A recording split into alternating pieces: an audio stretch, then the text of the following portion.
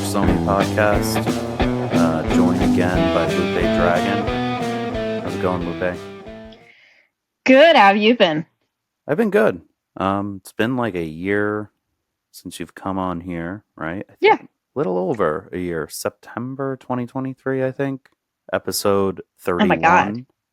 Can't believe Yeah, it's been a year already. Wow. right? It goes really fast. I think on that episode, I re-listened to it recently, and we talked a bunch about like your whole story, right? Oops.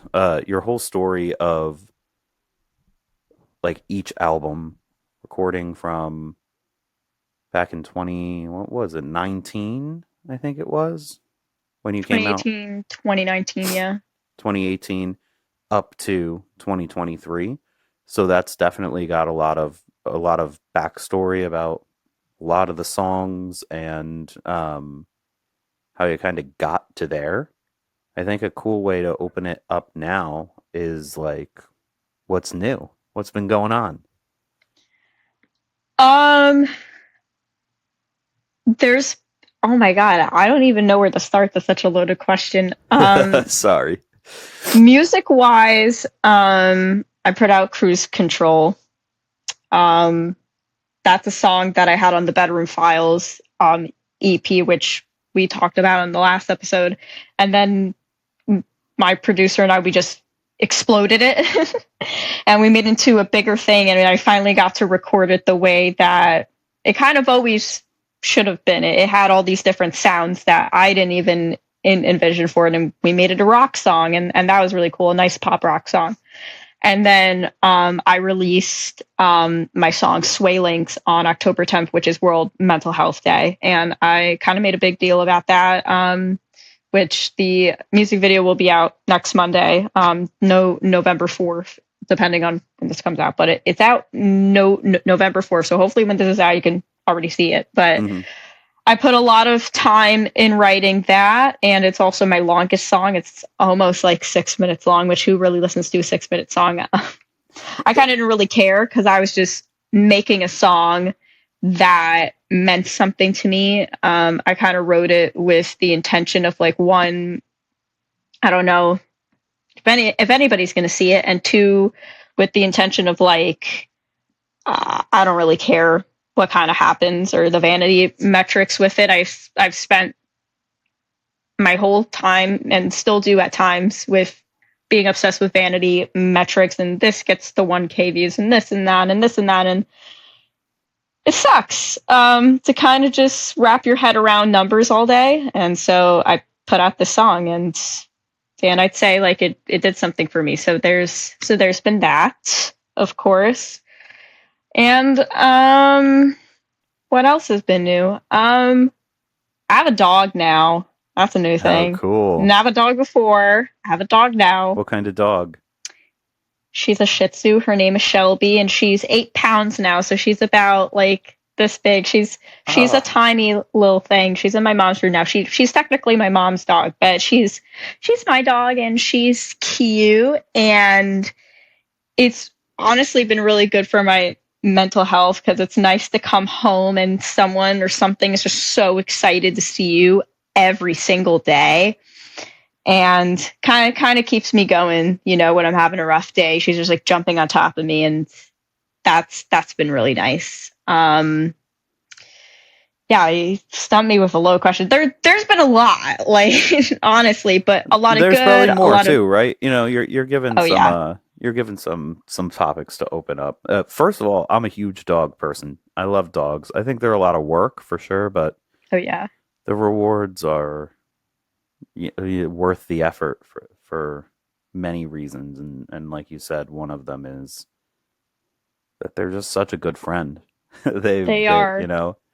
I I did my senior thesis in college for my music degree on you had to like write a senior thesis, and I did some research on it wasn't really music, it was more like audio engineering type thing that I did, but I Cool. recorded maybe 50 or 60 dogs, and that was really fun. So I recorded them and I was trying to make an app that was like Shazam for dogs, where you could That's great. like listen to the bark and it would tell you what kind of breed it was. I think it like at the time the technology that I wrote for it was very primitive. I think now it would be a lot easier with like AI and stuff like that to do an actual app on it. But Absolutely. so that was like kind of a weird aspect of it, but that actual deliverable that I worked on, but the thing needs to be like maybe like 90 page like book that you had to write. So I did a lot of research on dogs and I got like extra into them after that, just like knowing how long they've been part of like human culture is kind of insane. And then there's so much shit with them. But yeah, I love dogs. I mean, I love all types of animals. My girlfriend has 3 ferrets, so I've been really Really? into ferrets too. Yeah, I never met a ferret. So I started dating her. She's got 3 of them. And they're like slinkies. They're just a little silly, and they just run on the floor, and they're bendy, and they're just little silly things. Like, I don't know how to you have to hold a ferret to understand how cool ferrets are. I don't think I've ever held a ferret, actually. Oh I my have to god, do that. This is on my bucket list now. I had a it, friend that had a pet one, do it. but I only met it like once or twice. Go to So, PetSmart and pick and up a just hold ferret one. and just hold one. Yeah, they'll like climb on your back. They'll like lick you sometimes. They're just really funny. Like the other day, I like went to help clean the cage and I open up the cage and the ferret's just right there and literally just flops out of the cage and then just starts getting up and running around. Like it's hilarious. They're pretty smart too, right? Or are they not? I think the I one don't with know. I think it depends on the day. maybe that's true. The one that like this person had would like steal stuff out of people's purses. Like it'd like Oh my steal god, your money or something, no. and she'd always be giving back like items that her ferret stole. But maybe that's just like what they might not need to be smart to do that, you know? There's a ferret on TikTok named Tuna. Okay. And I think in one TikTok, Tuna's owner talked about how Tuna ran away from home. And it was the most hilarious thing. I don't even remember what happened, but I just remember cracking up watching it. Like they could be really sneaky. You know, Mm, they're always one step ahead of you. Like you might not think that they're really smart because they do dumb things, but they know things that we don't know. sure. Yeah. They have their own perspective. They Um, do. yeah, and you had mentioned to circle back, you had mentioned Cruise Control, right? Which was my favorite song. Oh, thank you. I heard when I listened back after my first round of listening to your music. I'd picked that as like my favorite one, and it definitely is one of my favorites. And it was really cool to hear you release it as like this reimagined, like as you said, like a rock song. I think I could hear it when I heard it on the bedroom files, but it's cool to actually hear what you did with it. Um, and you did a music video for that too, right? I You did. did, yeah. So, the song came alive again with my producer Matt Pelosi. We worked together on. He's honestly one of my best friends at this point. But we worked together on it, and he heard it right away. And at first, I was like, no, I just want to make this like a stripped down thing. Like I pushed it back a little bit, but he was like, no, like this.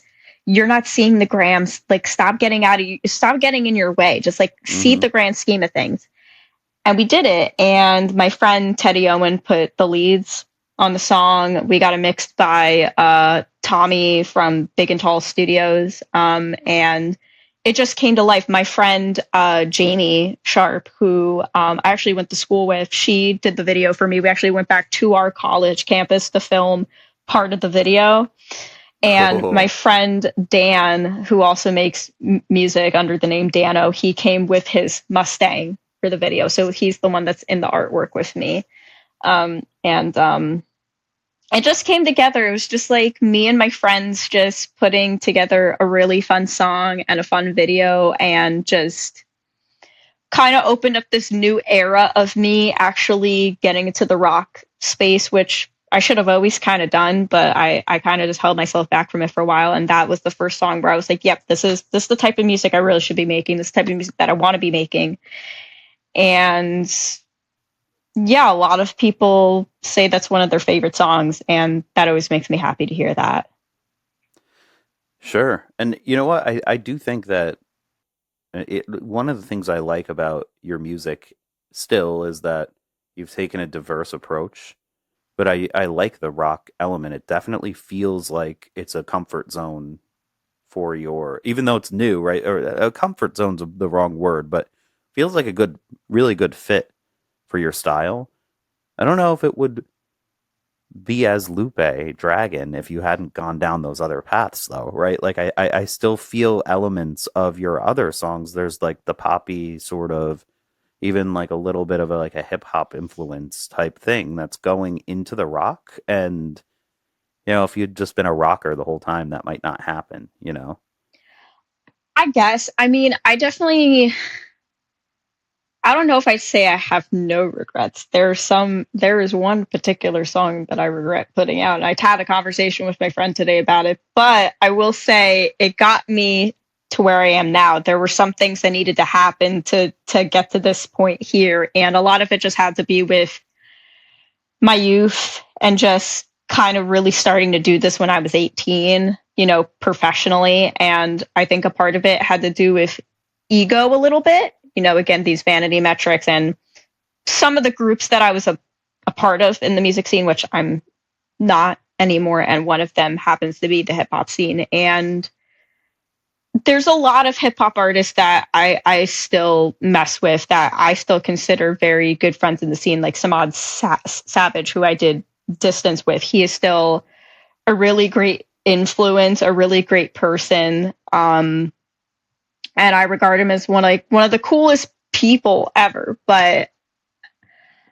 I think I tried too hard to fit into that genre just because all my friends were making hip hop. And that was like a big reason why, for me personally, it did feel like it was holding me back, because I was trying to be something that I wasn't for a very long time. But when I started realizing that, that's when I started to really start to grow as a person and a musician. So hip hop is still a part of me. There's a lot of artists I still listen to that influence me: J. Cole, Kendrick Lamar, Eminem. But I don't need to make that type of music to be influenced by it now. I feel like I can sit in my lane and kind of be like, hey, I know it's me and I know it's not now. And I really hate attached, and I hate that I put that out. Yeah. So, Yeah, but it's there. It lives on my Spotify. So I commend you for leaving it up though. Like I don't know if it's the right move or not. Like I mean, whatever. What's the right move and what's not. But I like don't know anymore. I have stuff that I don't necessarily think was like the right artistic move for me that I had done as well, or even like the right production move, and I leave it up. And I don't know. I kind of like leaving it just to be like a snapshot of it. It tells a story of growth, Mhm. if nothing else, right? And like I don't know, it's kind of a weird line to walk on though, just for your own sanity. You get a little cringed when you see it up there, I'm sure, but I do. I think that yeah. I don't know. I feel like it's more cringe for the artist themselves than for someone else. So it's like it's nice to have it up. Um, what you mentioned about the hip hop influence, it's interesting. Um, I've thought about that a lot too, because I do listen to a lot of hip hop music, and there's like none of it in my own music. It's never been in there. But I've done things in the past where I feel like I've been trying to be something that I'm not, and it's like actually harder. At least for me, it seemed like it was harder to write songs and harder to like in have a creative vision. Did you notice the same thing when you switched? Absolutely. Absolutely. It just got so much easier to make music because I wasn't feeling like I had to follow a pattern. And it never was like that in the beginning. Like when I put the first EP out, I just wanted to put something out. I didn't care how I did it. I didn't know how to do it. I just kind of went to a big budget recording studio and I said, "Let me make some music. Let my dream like happen. Let me do this." So when you put all these margins in your head, these rules in your head about making commercial music and making things that are going to get on playlists and this and that, it really takes away from the creative process a lot because you're not doing it for the prospect of wanting to make music. You're doing it from the prospect of, I want to sell a product, Mm-hmm. which I think it's a fine line that you need to cross, you know, because especially as an independent artist, you don't have a label on your head. Why are you putting thoughts in your head as if you are your own label and putting these restrictions on when you don't necessarily need to do that? And that's something that I've been going through like a lot lately is just I don't have a label. I'm one of the I'm a really like I'm in such a great place that I don't because you hear a lot of people who do have to deal with labels and they have restrictions on how songs are going to sound and what it sounds like in the final product. And sometimes it's not what the artist wants. Sometimes instead of writing music, they just become a vessel to music that someone else wrote. And it's not something that they want to do either. So, yeah, I've just been living my life just very freely to just kind of write whatever comes to mind. And that's why I put out my song Swaylinks and I worked on that because I had another song in mind that, first of all, was going to be another breakup song. And like, I'm tired of putting those out every single time I put something out. It was that. So Cruise and Swaylinks were something different where I talked about something that I don't talk about. Like, I don't talk about mental health or I don't make like happier songs. So it was kind of nice to have that diversity in my music and not put a restriction on myself. It was a self-imposed restriction that didn't need to be there. And there are some artists that I see that they have, you know, like they have listens and stuff, and they're in these hyper niche genres. And it just doesn't feel like they're making music. They're making something that's going to sell to people, and there's a huge difference, you know. It's just a loaded topic, right there, you know. It is, I know. And I know what you mean. And I don't know. I've thought about this like a really lot. This is one of the main things that I think about, even just as a music appreciator or listener, right? And it's like, I wonder, I think there's a place for both. And I think it's fun probably to play that game, right? Because it's a different game. Like the one game is like playing the game of the numbers, which could be fun and rewarding in its own right because you're growing as, you know, a marketer basically.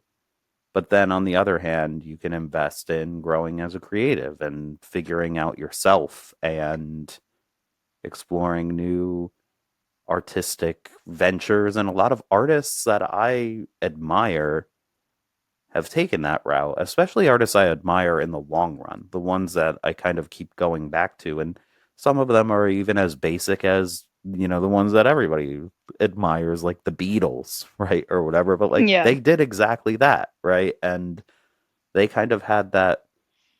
I think they're the perfect case of it where they started out as this thing that had a lot of hype and had a lot of mainstream success. And they kind of took a left turn, and it just so happened that everyone kind of followed them. But a lot of their later music was so experimental and pushing the boundaries of what creativity is. And even every artist now that takes the creative route appreciates them and admires their work. So it's like there's that, but then you don't want to create a void. It burns you out in its own right. Like, yeah, I think you were talking about getting burnt out from looking at the numbers, and I've definitely done that myself, right? And feeling like you have to keep creating. I feel like that a lot more with the podcast than I do with my music, but I've noticed it, right? It's like you're thinking about it, especially with like the Instagram reels and things like that. You're like, oh, Yeah. like the one that I posted of Lupe did good. Like, why? Was it the Yeah. hashtags even? Because I think every reel I make is amazing. You know what I mean? And then Yeah. like why does that one do well and the other one that I think is amazing doesn't? And you start thinking about that, and like Yeah. when you're right, it feels really good. When you're like, oh, this one will do well, Yeah. and it does. Yeah, it's interesting. I mean, I think that's part of it. I mean, I'm constantly looking at social media numbers just because that is my day job too. So hmm I do a lot of that, and then I do kind of bring my work home with me because for my stuff I do it, but that's only because I'm looking at the strategy behind it. Like I do play social media as a business model. If I think of it for any other reason, first of all, I wouldn't even have social media because it's Same, just you know. so much. Yeah. But I think the other thing that I kind of realized, just fixating on things is I really when it comes to music, I don't surround myself with the same people. I don't talk about music to certain people, especially if I'm working on something. I have boundaries about that because that was the problem that I had was I would tell people like I have this thing and I'm really proud of it, and they'd be like, no, you got to do this. Like Mm, this is what's going to work. And that just got in my head a lot. And there were people that would tell me, or maybe they wouldn't say it directly, but they would basically say it without saying it, that they would passively say that like I'm not trying hard enough, and that would always be soul crushing because it'd be like, but I am. Like, look at all the things I'm doing, look at my social media, look at all the things I'm posting, look at all the shows I'm playing, like I am trying hard enough, I am trying hard enough. And then like trying to please people that are not even happy for you hmm with anything that you're getting. Like, and I'm talking, I had friends who had a million plays to people who were in the same boat as me, just telling me I wasn't trying Yeah. hard enough. And it's like, and the other thing is just like, what does trying hard enough even mean? Because there's some people who have all these plays and these vanity metrics and they're not even organic. There's people paying for stuff all the time from bots and stuff. And we don't even talk about that. And we're talking about, is this Joe Schmo from Jersey trying hard enough? It's like, what is trying hard enough? I don't know anymore. And that's part of the reason why there's some people I don't share my projects with, because I need to do a better job of knowing that it's enough for me, that I see the worth in this song, that I see the worth in working on something. Because when I start to let people get in my head, first of all, they're not my friends. Second of all, they shouldn't even be part of my peer group, because that's when you start losing the creativity part of music. And you start, like, I suffer from imposter syndrome multiple times a year. I'm going through it right now, actually, as we're talking about this. And I just have to keep reminding myself, like, I'm doing this because I like doing it. And some people don't Yeah. always do it for the right reasons, and that's always a struggle to deal with. It totally is. I can relate to that, and don't suffer imposter syndrome. It'll come. I have too, but like with songwriting, it got like actually writing songs. I remember the moment I destroyed it pretty much forever, I think, was when I was telling someone that I wanted to be a songwriter. It was early on. I wrote maybe like 4 or 5 songs. And I was like, yeah, I want to be a songwriter. And they were like, you'll never be a songwriter. You can't do it. It's such a hard business. They're not a songwriter. Like, they're not even related to it. They're someone I'm still friends with. They just didn't have They were like the way that they looked at it. I think they're right. I think they have a few friends that are like are songwriters like at a label type of situation, and they were looking at it from that lens. But it was just such a magical moment for me because I was like, well, I wrote like 5 songs, so like I'm the king in this situation and I have the stick and I'm going to just dub the songwriter and I'm a songwriter now. Like you have no say over whether or not saying I'm a songwriter or not. Like as long as I write songs, I'm a songwriter, right? And Ye- like, exactly. yeah.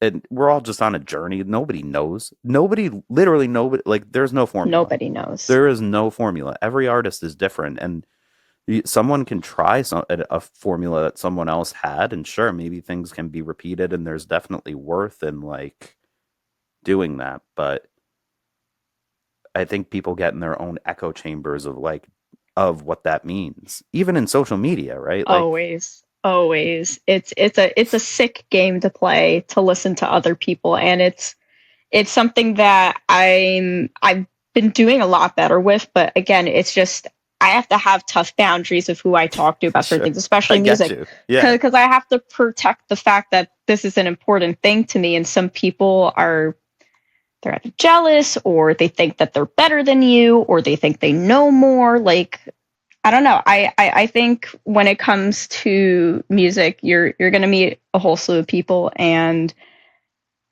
you're either gonna mesh with them or you're not. And at the end of the day, some people either are doing it for the right reasons or they're not.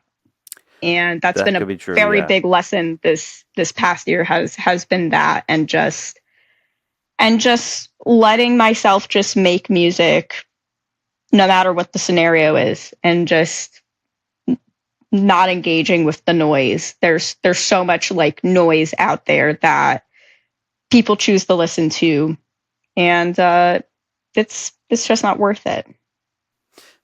so how did it feel to jumping off that thought, right? You had said before that swaylinks, the length of it even felt like a breakaway from that mentality. How did that feel for you? Because I liked the length, but I listened to longer forms of music. But like just from your own perspective, just leaning into like what you want to do, is that good for you?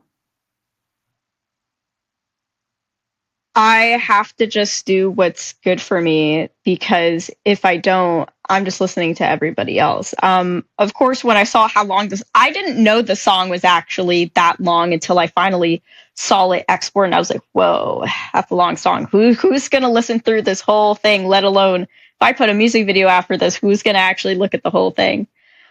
Um, I kind of just got over it, because at the end of the day, I mean, I put out Your Charming Head, which is like 5 minutes long. This is like about another minute than that. And if someone listened to that one, you might listen to this one too. And if you don't listen to it, then that's okay, because this song was really a song for myself. And if it is for anybody else, it's for people who also struggle with mental illness. And that's all that really matters at the end of the day with this song. Have been really I've been taking the promotion for this song really differently, because I feel very weird doing like a clickbaity TikTok for it, just because it's dealing with something that's not mental illness. Mental health is not a buzzword. It's not clickbait to me.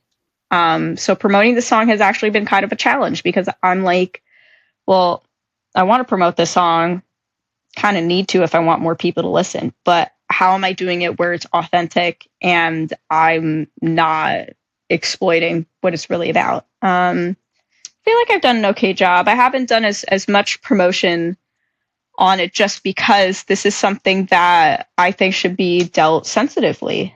I think it's kind of weird when people have those t-shirts that say I have anxiety. It's like, trust me, like that's I do too, but I'm not going around like telling everybody about that, because it's something that's not easy to talk about, which is why I didn't make a song like this for a while. But to answer your question, I I think it was the best thing for me to kind of just break down the boundaries. Okay, it's not 3 or 4 minutes. It's a little longer than that.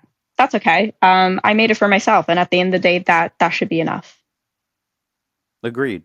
And like, what's like even if you don't feel that in the future, it's no different than attached, right? Was that the one you said before? Like, it's like, Oh, attached. it just becomes like, another Polaroid in the album. Like right now it's front of mind because it's your latest single. It's the first one that shows up when people look, when you look at your own page, you see it each time, but like whatever. If you decide to change your mind later and you're like, that was too long, well, you learned that that might be too long for what you want to put out. I personally don't think that's true because I listen to songs that are 9 minutes long that are in a similar, stripped down kind of style, and I don't mind at all.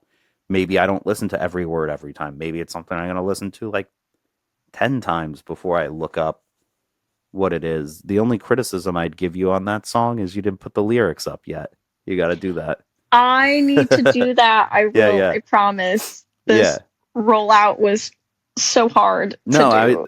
look, I don't even have any lyrics on any of my songs. I haven't gotten through it, but Yeah. like it's like, yeah, like I had no problem just like throwing it on my playlist, listening to it, as it comes through, and I, the length doesn't matter. I don't know if the length matters as much anymore if people aren't listening to the radio and they're not listening. You're not putting it on a CD. It's just going Yeah, on a playlist. I don't think it really matters, and I wanted to tie this in because I felt like it kind of just made sense. So I just saw Halsey Friday. She played a show in Brooklyn. She put out this amazing concept album, basically centered around the fact that she thought that she was going to die. She has this T cell disorder and a bunch of other diagnoses that she had and went through treatment. And basically, the whole album was going from different eras of music, from the 70s to the 2000s, different styles of music, and it all fit coherently on one album. And um, check that out. It's called The Great Impersonator. Definitely check it out. But I say this because I went to the show and the last song that she played was Gasoline from Badlands. And before she played it, she said, I had labels as soon as I had my vinyl down, like melted already, say that this was the wrong choice to add this song so last minute. And I believed in this song so much. And then she played Gasoline, and that was the story. Was, people think they know better than you do for your own art, but they really don't. They And don't. she They proves don't. that. Yeah. It's a double platinum song and is one of her best pieces is Gasoline. So, and I think a lot of people were wrong about the last album before this one called If I Can't Have Love, I Want Power. It was the least commercially sounding album. I think it was one of the best written ones out of the discography that they have. But it just goes to show you, like, even people at the top, they have people telling them, Oh, no, more you're than everyone, wrong. right? They Yeah. had exactly because they have all these heads on them saying, no, you're wrong. We're giving you all this money to recoup to us. We know what's better, Mm-hmm. but you don't. They So don't. that's kind of just the thing here. This is the whole theme is like, stop listening to people and just do your own thing. Well, and it's like you said, right? Like we as artists would have an advantage in that perspective because we're also way closer to a larger piece of the pie of our fan base, right? Like it's like astronomically closer if you consider it from a percentage standpoint, right? So it's like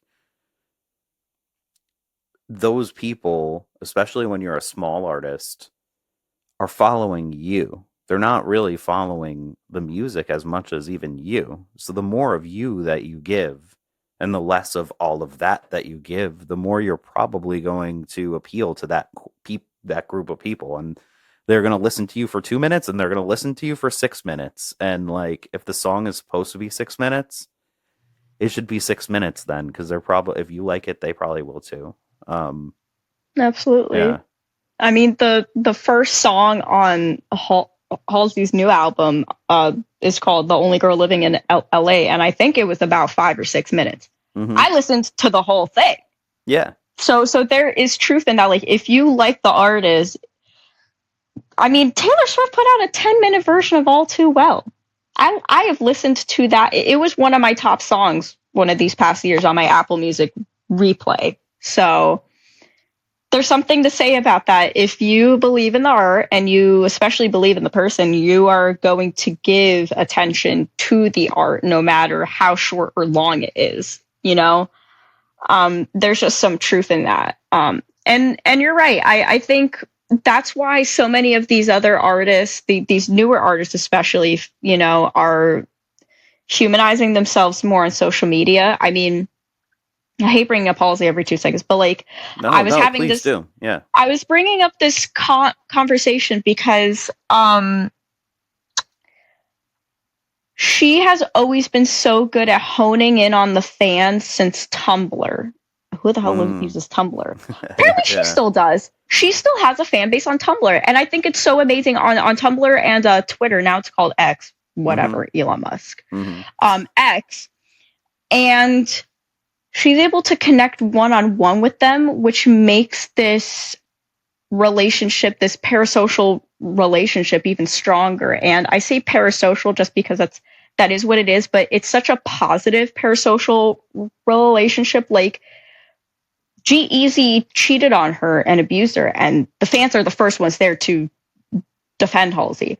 And then Halsey's out here talking about how her label doesn't want them to put out this song until they make a viral TikTok. And the fans are the first to be like, well, fuck the label. We want the song. Like, why are you going to make them put out a viral TikTok? I still haven't found my group of people that are going to do that. But I think it's really like, even if you have like a group of friends that are your core like base that believe in it, that's kind of the starting point. Like you have them. You do in live performances too, right? And we talked about this last time, right? It's like, I feel very sensitive when I choose a place that I'm going to perform for that reason, because I played a pay-to-play show at this place that's closed now, but it was like an iconic New Jersey venue.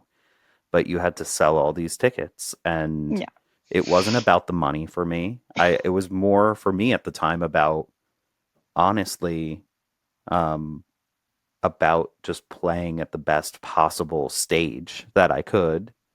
And they had a sound guy, and I could get like the recording from it, and that just seemed appealing. And I sold these tickets, and it was like I sold like 40, and the quota was like 45 for me to get some more money back. And I like really gave him a hard time, and he wouldn't give me the money. And I already was like 30. I wasn't like 18 at that point. Yeah. And to me, I felt like I betrayed those 40 people that came and paid like $60 for the ticket to play at this place or whatever. It was like $50. It was like an expensive ticket. And I was only getting like 15 per ticket back. So that's here ridiculous. I am, all these people came to see me, and they think they're paying $50, and it's probably like feels good to them to be like, wow, like there's 40 people here. We all paid $50. This is a great, thing for Rich here. But it wasn't. Like, it was great that they all came, but like I felt very defensive, and it wasn't a great experience really for those 40 people, because it was like it wasn't the best fan experience at that place.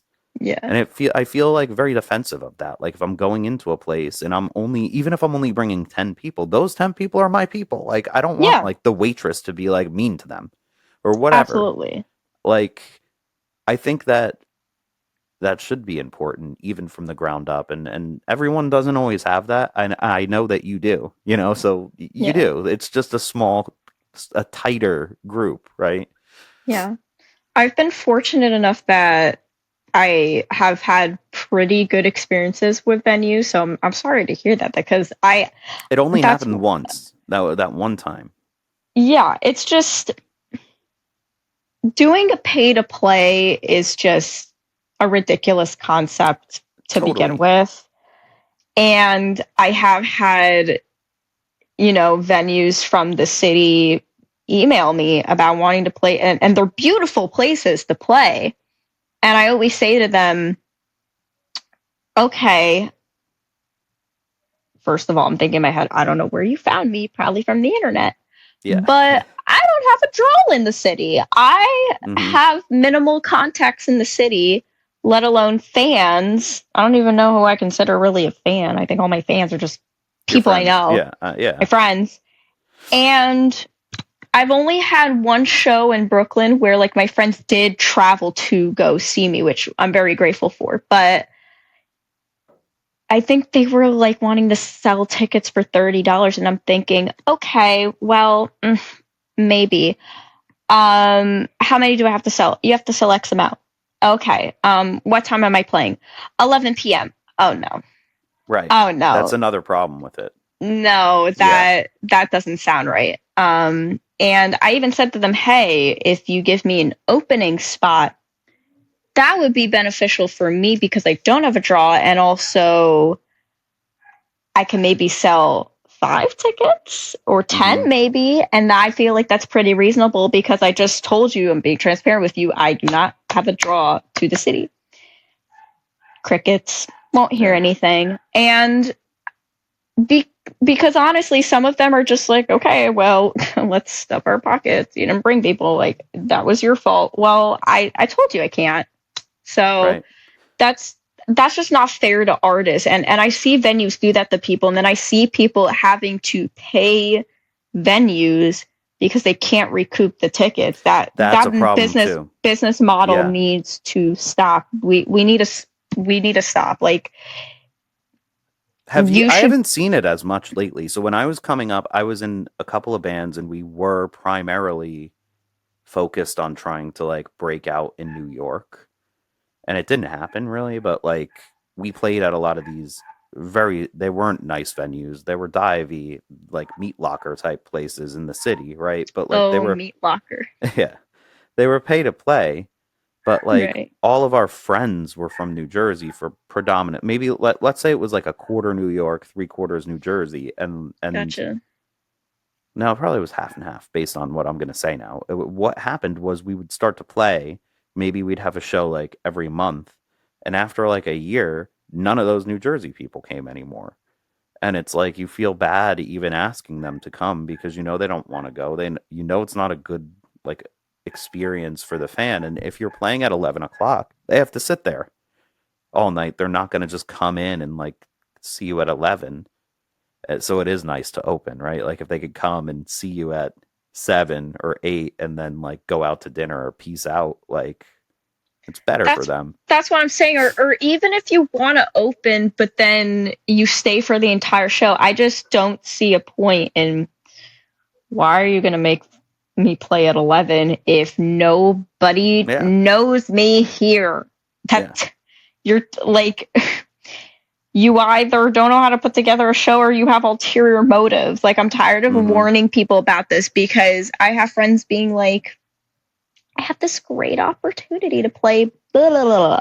And Mm-hmm. I'm like, what time are you playing? Midnight? I'm not going to New York at midnight. You first of all, that sounds like a bad decision waiting to happen. Mm-hmm. Maybe not midnight, but like they'll usually say like No. I 10 know or what you 10 or mean. 11. Yeah. Which could be Um, midnight very easily at one of those venues. Like they run late and very, stuff. very easy. I know. Yeah.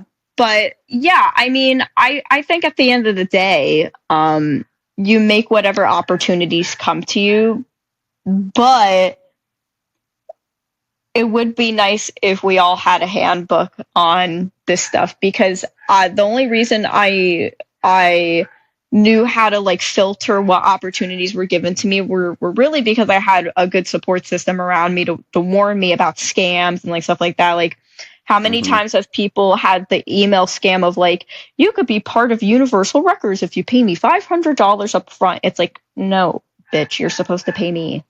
Right. I'm No, not no, paying exactly. you. You're paying me. Mm-hmm. That doesn't sound right. Um, we're getting to a lot of like rough topics tonight. I love it. Me too. Yeah, yeah, yeah. I've had some of this stuff on my mind for a while, and this is one of the reasons I wanted to have you on because we already talked about almost all your music, you know? Like now it's time to talk about the real stuff, you The know? nitty gritty. The I love nitty it. gritty. And you know what? It's not all negative, right? Like No. one thing I wanted to ask you about was, and it's very related to this, is I do think on this very topic is that there are in our area now, I think, an abundance of good venues to play at. Yes. And it's crazy. Like I haven't even been really playing. I've been like sort of starting to play again.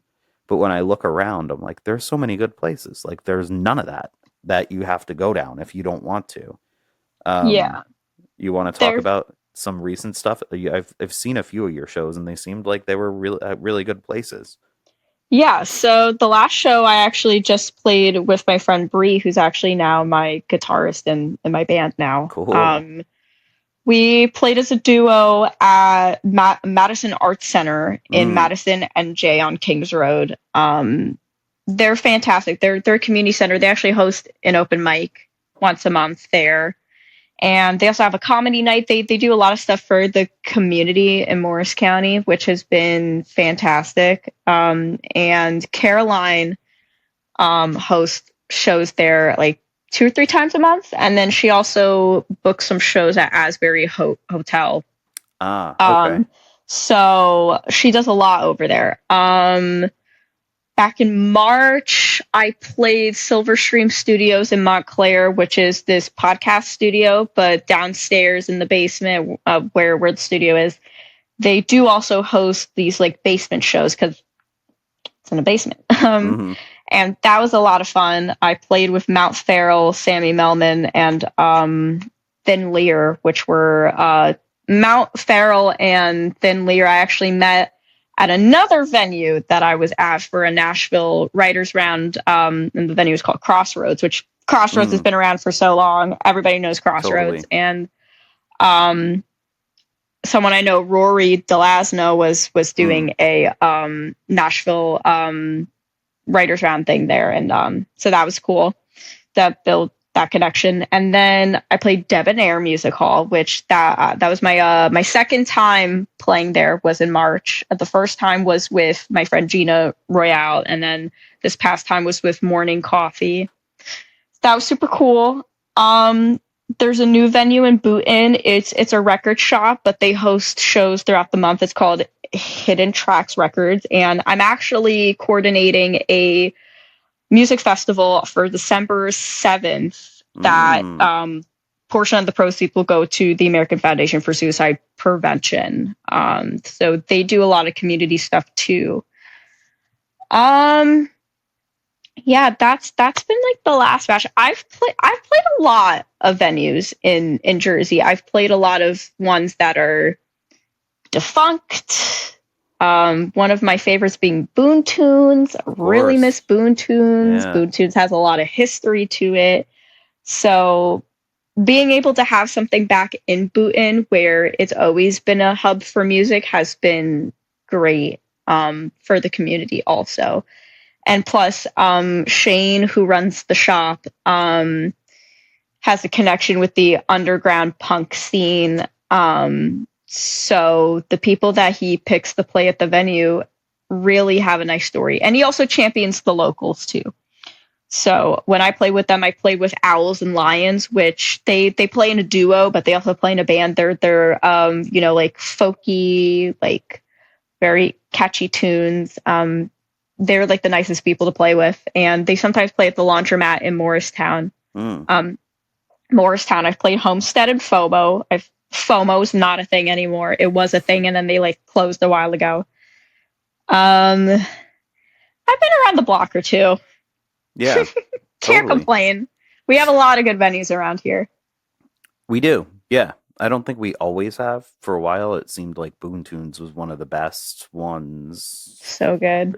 but like even in Bootin right now, right? Like there is Bootin Coffee, there is I Hidden play Boot and Tracks, Coffee. Yeah. like there's like Catfight Coffee. I'm wondering if they're gonna have shows or not. I don't know. I We'll don't see. know, but I met AC Slade the other day and I was like, I gotta meet AC Slade. I went in to meet oh my him one God, day because he I was so love nice. Misfits and I love Joan Jett. So I just wanted to nerd out with him for a little bit, but there were like 5 people in there, and I was like, I'll come back another day.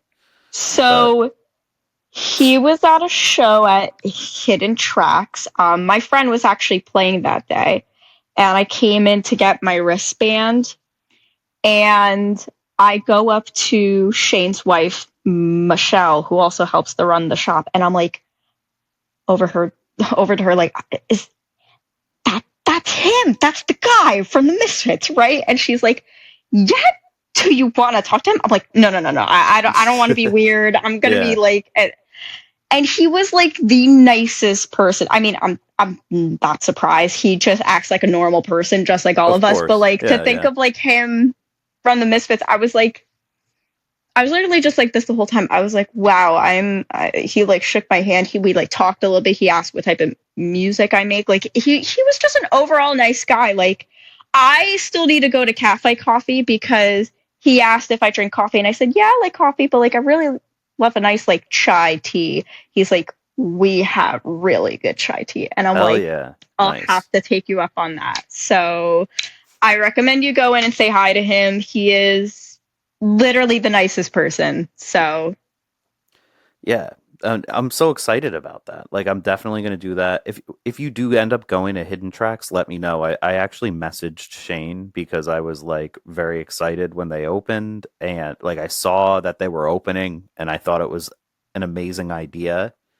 And then I've just been really, really busy.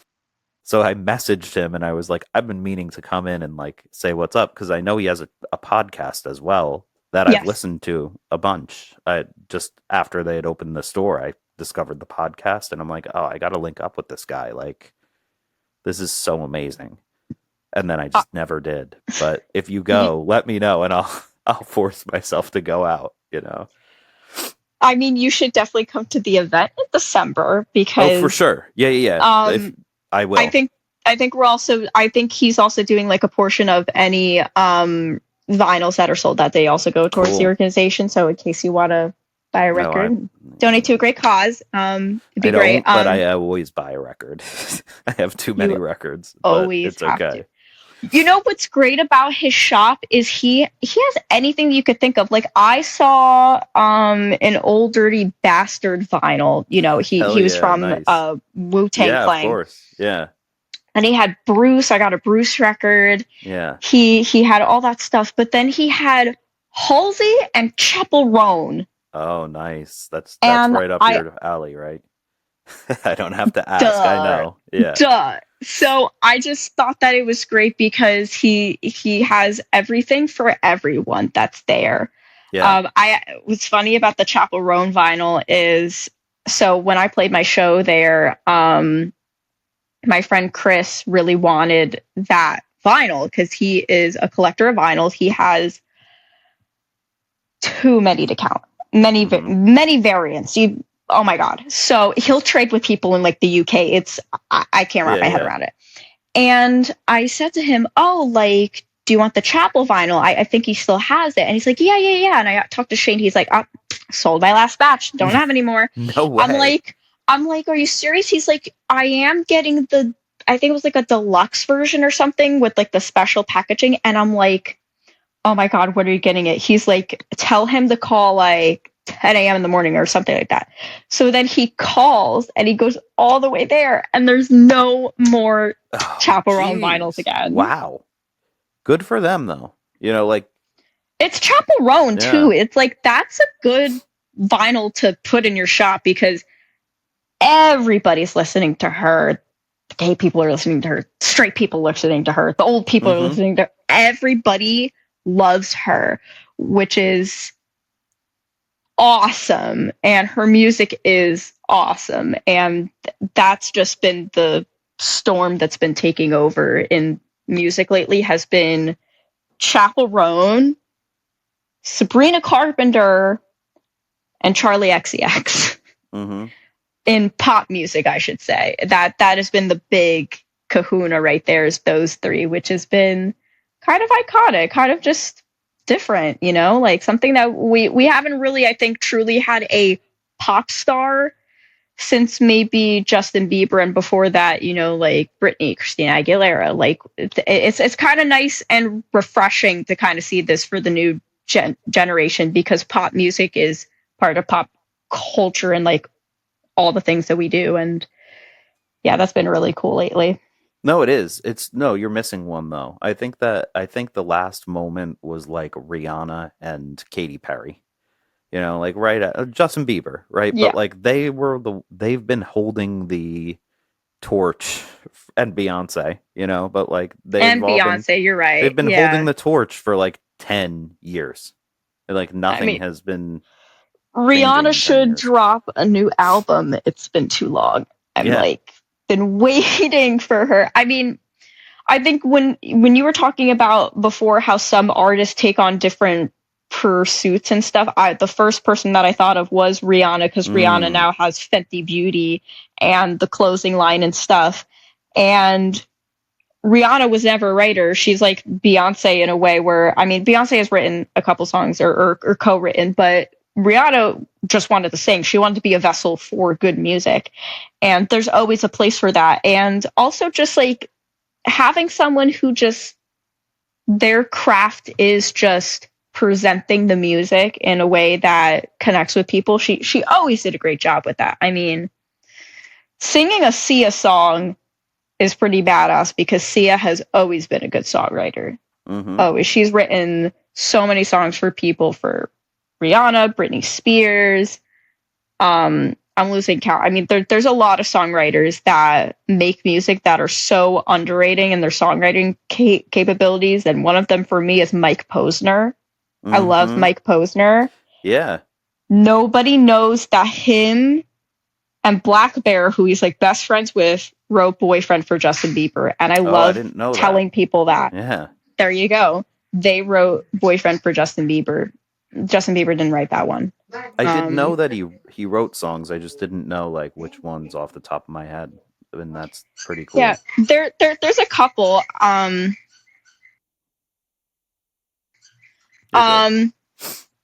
Squeaky toys going off. It will get. I'll just noise filter it out. It's no big deal as long as it doesn't distract you, which it will. It's okay. You could take a moment. She's staring.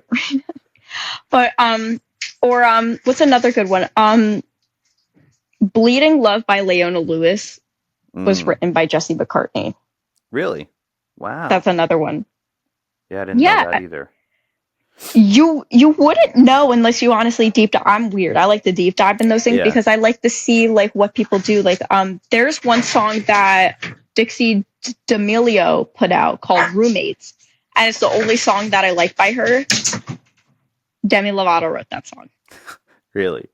Well, that happens. She was one of the co-writers. Right? Yeah, you know, you're like, oh, I love this song. Like, maybe I really do like this artist like a lot, and then you look it up, and you're like, oh, they didn't write this one. You know? No. Yeah. But it was cool because I will still listen to that song because I know that Demi wrote it. Right. Exactly. Yeah, that's something fun. That's something I've always wanted to see happen in the like local scene a little bit more. That's something that just doesn't happen. That and like features are a little less prominent, which I think there could be benefit to. I mean, you had your feature.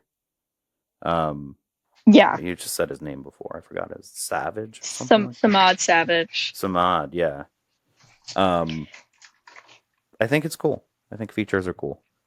Yeah, and I mean, I've featured on my song Tony Leo's song Nyx, and I mean, really, I didn't know that. I have to check that out. Yes, it was the first rock feature that I did because most of the features that I've done for people have been hip hop. But this was the first one where it was a rock song, and we wrote it together. We worked with Matt Pelosi on this one too, and it's a beautifully written song. He did the leads on it. It sounds great. I think there's a lot that can be said about doing a feature, especially if you could share fan bases, Right. with the other person and just share music and just write something different.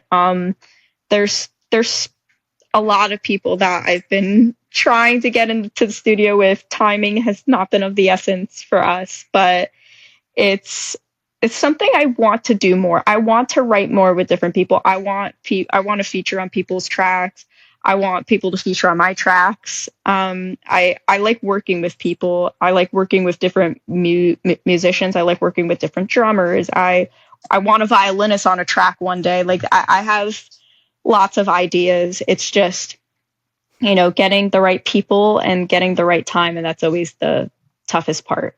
Yeah, and the motivation of it. It's so easy these days to just, for you to just be like, all right, Matt, you know, Yeah. it's to coordinate it all is a little bit more of a project. You got to be a project manager then, you know. Yeah, and I think the other thing is just making sure it's the right vibe.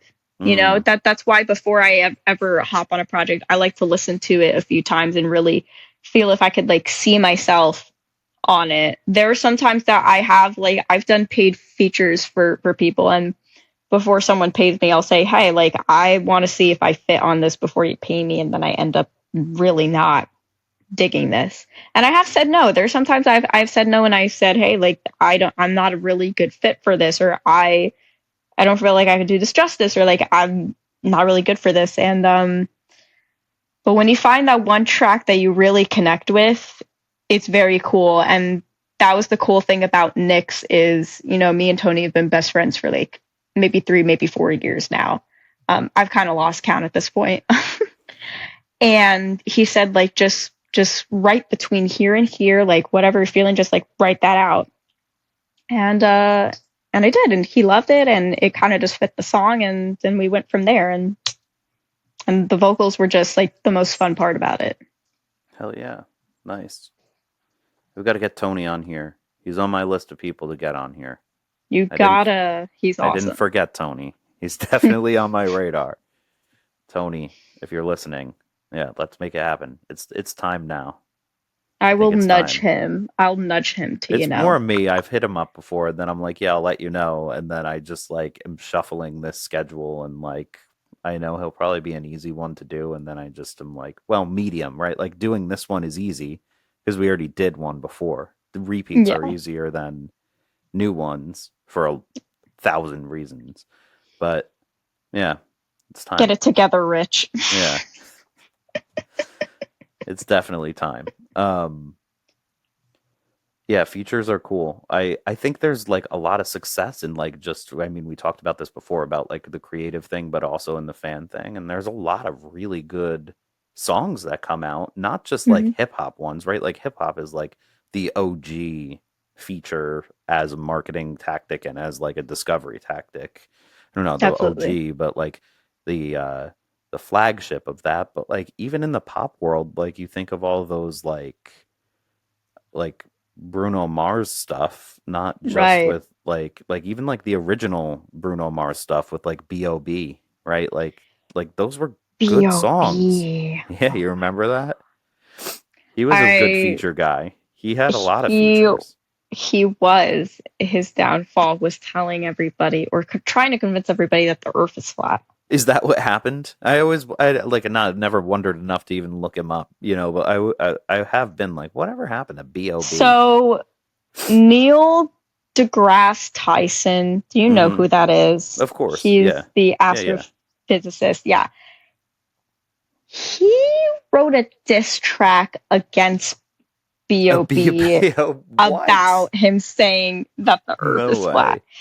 That is so embarrassing when you get canceled Yeah. by an astrophysicist for being so blatantly wrong against science. Yeah. I've heard a bit about the flat earth stuff, and I No, don't know. I it's haven't honestly it's read the true. argument. I definitely It's am not. it's not There's an no argument to convincing read. there's no There's a convincing me, song. but yeah, I'll The check the song song out. the song is called Flatline, and Yeah. The Neil deGrasse Tyson one is Flatline. No, that one's the Oh, the B.O.B. B.O.B. one. one? I Okay. think you can just Google the diss track to Yeah. that, and Neil deGrasse Wow. Tyson pops up, That's so and it's interesting. he's pretty good at rapping, not gonna lie. I was thoroughly impressed. He can do Nice. anything in his life. Yeah. I heard of him through his meme, which I love the meme of him. You know, the one where he's like, did you ever see that? Which meme? He's like goes like this. I It's don't like know the if I black know and that one. it's like one of him and one of Yao Ming, and they're both like black and white. The Yao Ming one is like a laugh. I think they call it the "bitch please" meme, and then the Neil deGrasse Tyson one is man,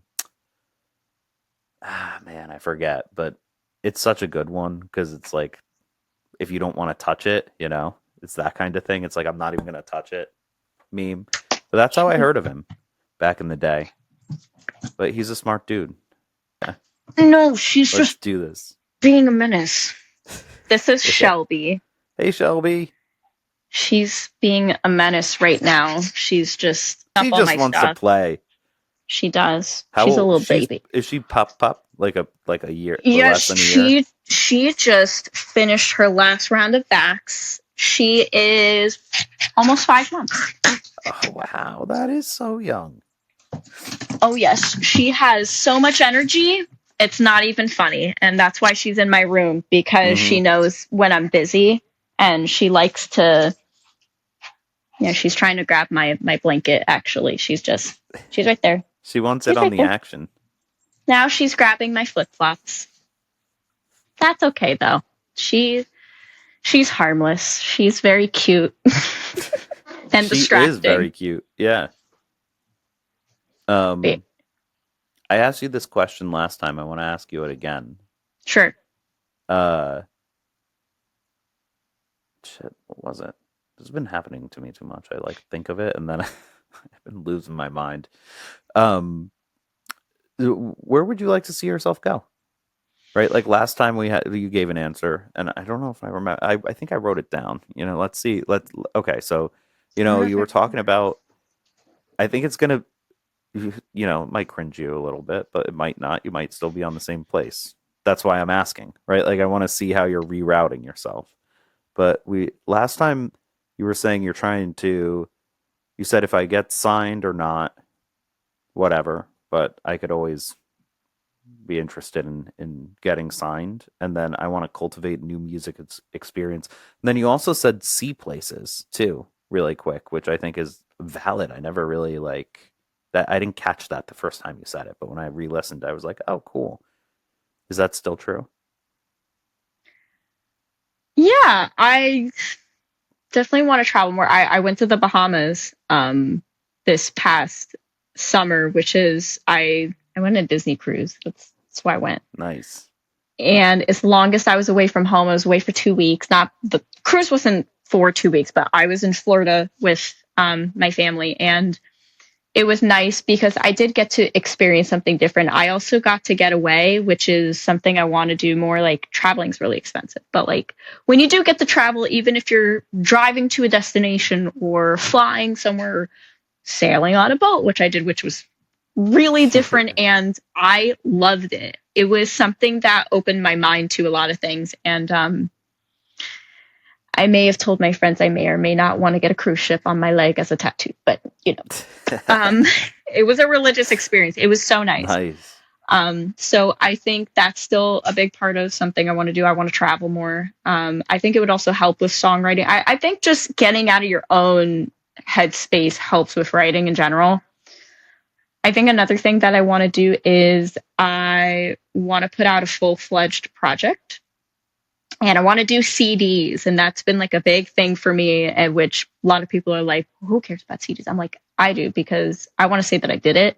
I don't even care about how, like, I do care if I sell stuff, but I'm also at a point where like I'm not counting how many I sell. Like the past year or two, I've sold the most merch that I've ever sold. And I'm like, I only have 2 t-shirts left. I sold all my lighters. I sold my first batch of books. I'm selling more. I love the lighter idea. That's a really good idea. Should ask me before. I'm gonna order more though. Mm-hmm. I'm gonna have more. When you see me, I will have more. Yeah. But yeah, I think I really just want to connect with people in the audience that are not just my friends. I think it'd be cool to have people who are just straight up listeners that want to listen to new music. And I don't know how I'm gonna do that, but I'm putting it in the universe that I'm gonna try to do that, no matter how small my quote unquote fan base is or is gonna be. Have you thought about touring ever? Doing like a mini tour? I feel like I kind of did that in March though. Like I did 2 really big shows in March, and then I did another show which I didn't even end up performing. That's a story for another time. Mm-hmm. And then I did a radio show spot. Oh, cool. In Teaneck for the Fairleigh Dickinson radio station.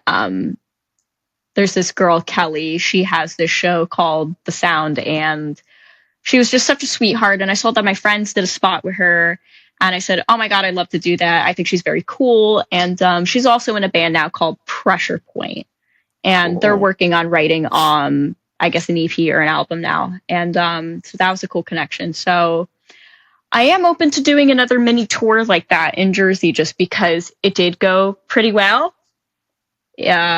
You know, venues send me dates. I'm gonna have a band soon, so that's gonna be more doable. And I guess one more thing that I like to do, I will put this into the universe because I always get rejected by them, but I would like to do a So Far Sounds New York show. That is something I'm gonna put into the universe. I've wanted to do it for a while because... What are those? I never heard of that. So they're underground shows in New York where they pre-pack the audience with just people who want to listen to music. They don't care who the artist is. They just want to listen to new music. Some people that you may know have done it and now have really great careers in music, including Chelsea Cutler and Billie Eilish. Wow. And That's you can wild. look up their videos on YouTube of them doing So Far Sounds. And they have a New York one, and New York will do shows in Manhattan, Brooklyn, and Jersey City. Mm.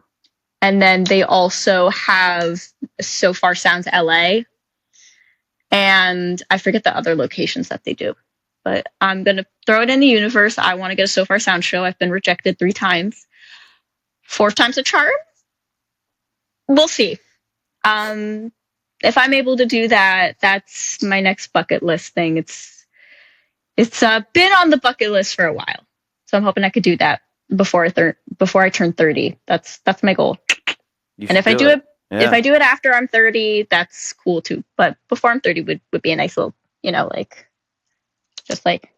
just check it off. So exactly. And you ever think of going up north, like to like Vermont or somewhere like that? I know people that do that. Like Noah Khan?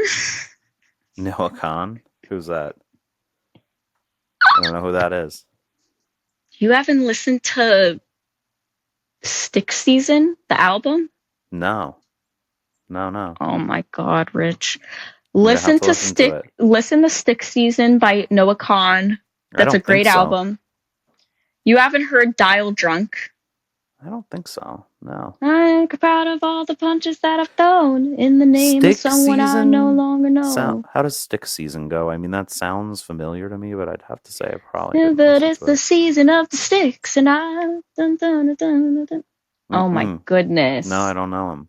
Oh my goodness. Okay. Well, your Shelby, get out of my backpack. I'm watching you. She's going into my She heard about that ferret, backpack. you know? I smell like ferret all the time. I don't know what she's talking about.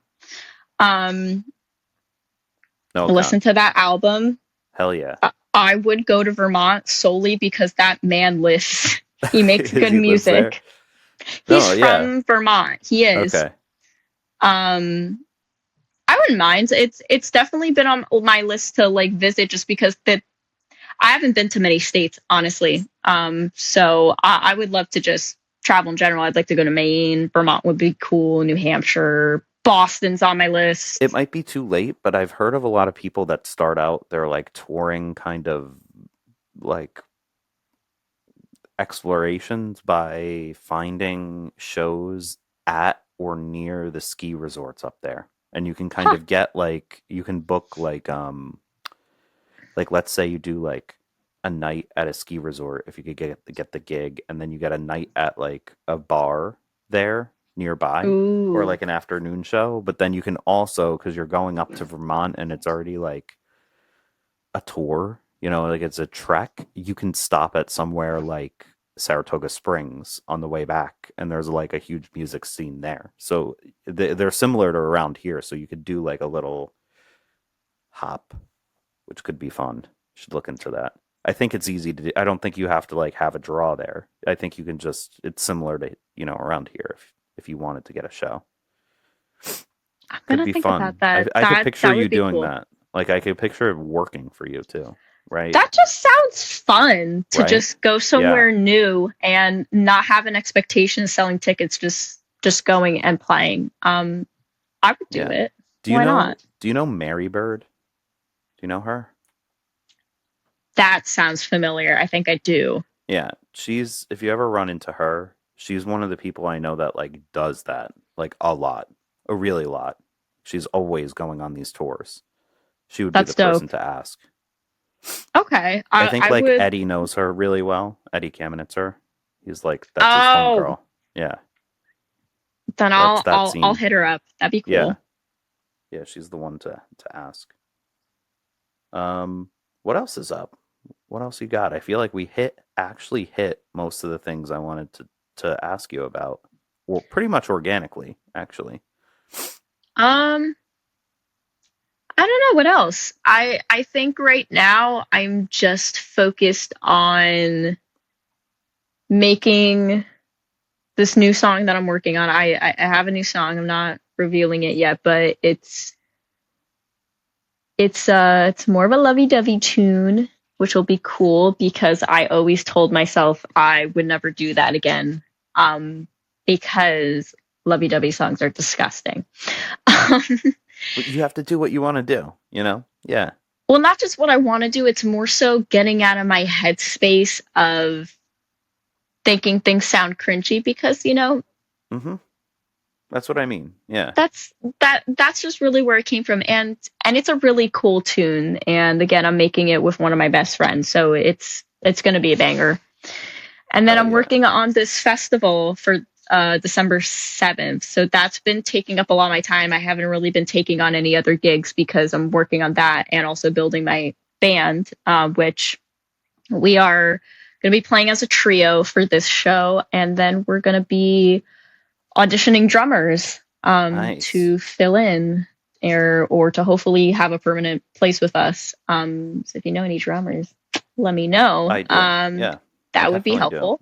Yeah, besides that, that's kind of been like the big thing that's been taking my time. I think also just taking my time to enjoy music and go to my friends' shows, go to concerts for artists that I love. Who are the artists you Um, love? Let's hear some. I well, I think I said Halsey like 5 times, but I also love Dashboard Confessional, Not a Surf. I've seen Not a Surf at Asbury Lanes, by the way. Fantastic.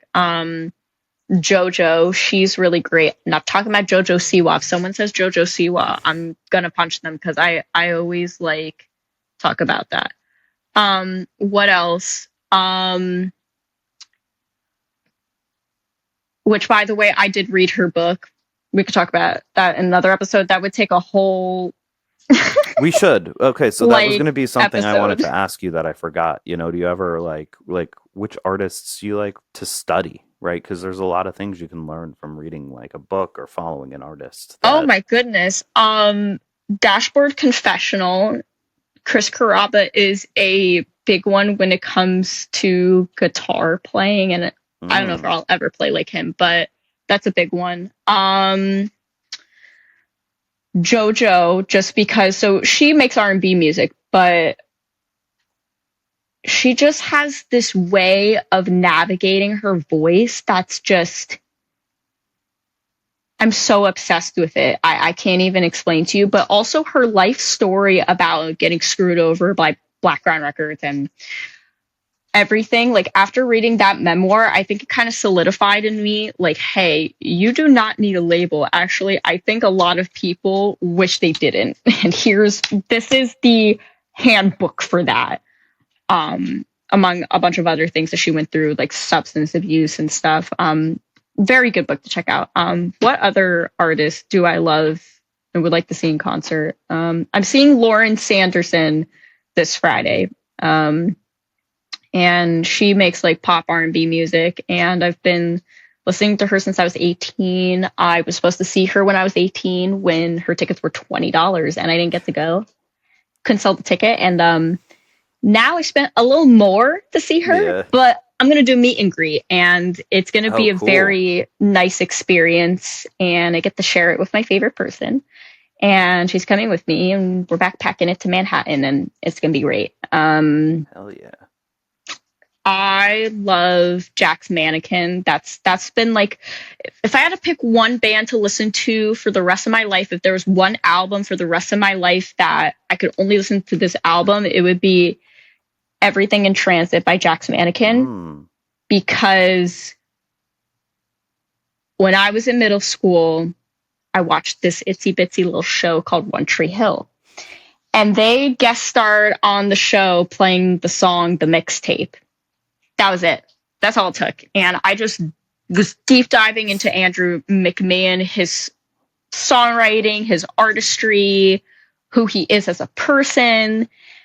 And to this day, I'll regard that as one of my favorite bands, along with his previous band before that, which is Something Corporate, which they just did a whole reunion thing. I'm so mad I didn't get to go to it. But I know a lot of people who did, and I'm very happy for them, but I wish I did. A little bit sad I didn't. Avril Lavigne, I get comparisons to her constantly, which I'm always like, no, shut up, you're lying. But like, I love her music still. Like she's great.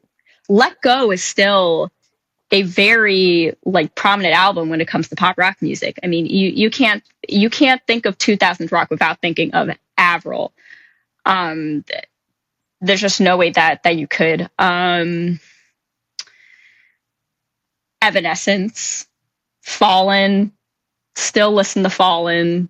Linkin Park is a great one. Old Linkin Park. I haven't really been listening to this new version of Linkin Park, but old Linkin Park, I really love. Following up that with Dead by Sunrise, which is Chester's other project that he did outside of Linkin Park. I gotta check that out. Oh my goodness, Rich! I am schooling you right now. Okay, yeah. Play by play. They only put out one album. There's 2 songs that you should listen to if it's your first time listening to them, and that's Let Down and End of the World. And basically, I think some of the songs were scraps from Minutes to Midnight, from what I can recall. So if you liked Minutes to Midnight, you'll probably like Dead by Sunrise. It's basically Minutes to Midnight, but softer. Oh, cool. So I like all the early Linkin Park albums. They're iconic, just like Let Go, like they like define that era for sure. They did. The thing with Dead by Sunrise is it's not heavy like Linkin Park. Like you're not getting that thrashy type of guitar. Yeah. Like I'm telling you, it's a lot like softer. It's not indie, but it's like a good middle ground rock sound. And you just got to listen to. I need you to experience it, and you will understand. We'll talk about it next time. I'll listen to it for sure. But Chester's another person I love studying. I'm obsessed with this man. I'm so sad we will never get another project from him, but he is vocals, like artistry, everything about him. Another personal favorite of mine by him was a single he recorded with Mark Morton, who's the guitarist in Lamb of God. Oh, really? And no way. Yes, and he worked with Mark Morton on Mark Morton's solo album for the song called Cross Off. That sounds cool. I don't even have words to explain it sounds very how Linkin much this Park. song is so.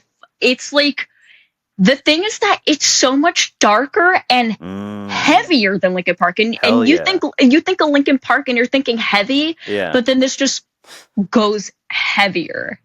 Hell yeah. It's crazy. I mean, like, you're working with Mark Morton. Like, if you, like, I'm not even into metal music, but I know who Mark Morton is. He's a prominent person in that space. Yeah. And he worked on this really awesome song with Chester, and Chester's vocals fucking rip on it. It's incredible to me. I'm sure they do. Yeah. I'm not super into that kind of metal. I've gotten into, like, different types, but... I'm not either, but it's the only song that I listen to. For sure. Because of Chester, because I just love his voice. I'll listen to him. I would listen to him like underwater trying to sing. Yeah. I would listen to him while he had a hot potato in his mouth. I just think he can make anything sound good. Totally. Like, he could fit into any genre too. Any genre. Yeah. He did pop music with One More Light. He did, new metal, then they went softer, then they went darker with The Hunting Party, like anything. And then he also did his stint with Stone Temple Pilots too. So he did a lot more than people give him credit for. He did a lot of stuff. So yeah, I think I'll leave it at that. Locals. What about locals? What about locals? Who do you like to go see? Oh my God. Gina Royale. That's the first one that comes to mind. I've been to a couple of her shows. I've played 2 shows with her. I was actually talking to her the other day because she's posting another TikTok just about like being burnt out and stuff, which was just so relatable. We talked about that today too. She's just so freaking talented. I could not tell you in words how talented she is and how much I have always believed in her music. But wow, she captivates a whole room. And that's all I got. She is a force to be reckoned with. I always tell her, you're a force to be reckoned with. I can't think of anybody else who deserves to have a shot at this than you, because wow, like, you got it, sis. I love Morning Coffee too. He's just this quaint little folky dude, and he's got really catchy jams. I love Scorpio. Scorpio is my favorite song by him. Yeah, that one's good. I love Cancer. Cancer is the one. Cancer's a really cute song. I think he wrote that one for his mom. I think he told me. Yeah. The very nice one. Toy Machine. I went to college with Ray Bentley. He is one of the funniest people ever. He is super dope, makes great music. And they've got this like Rage Against the Machine type vibe going, and it's chef's kiss. Following up on Gina Royale, her friend who also plays the guitar in her band sometimes, Caplow. Okay. Caplow. Sorry, it's Caplow. I always say it wrong. It's not Caplow, it's Caplow. Sorry, Sarah. I actually played a show with her. My friend who was booking the show for me, he was thinking about who to book it with because he wanted to do like an acoustic punk thing. And I said, you need to get Sarah, because I just know that people are going to love her music. I know that my friends are going to love her music. And because it was a show that was centered more in my area, I just wanted my friends to listen to her. I was like, she needs to play with me. And then we did it. And it was such a fun show. We played at a brewery. We did an acoustic gig, and It was fantastic. And she also just makes really, really good music, is influenced by a lot of great bands, Paramore especially. Like, if you're into that vibe, really cool stuff. This goes without saying, Samad Savage, shameless plug again. He continues to break the barrier with hip hop. I don't know what else to say. I'm very particular, especially with the hip hop that I listen to, and he has always honed his craft very, very well in the scene. So, just fantastic. And then there's like too many to mention, but I'll mention. I'll Yeah. mention one more. My other friend, Xavier Mason, he used to go Mm. by Xav the Ripper. Now he goes by Xavier Mason. He did some weird rebrand thing. Whatever. Mm-hmm. Shout out Xavier. You messed me up with that rebrand. He has also been the type of person who, to this day, encourages me to try new things and to just do my own thing. He was the first person to be like, "You're a singer. Sing." Hell yeah. That's important. And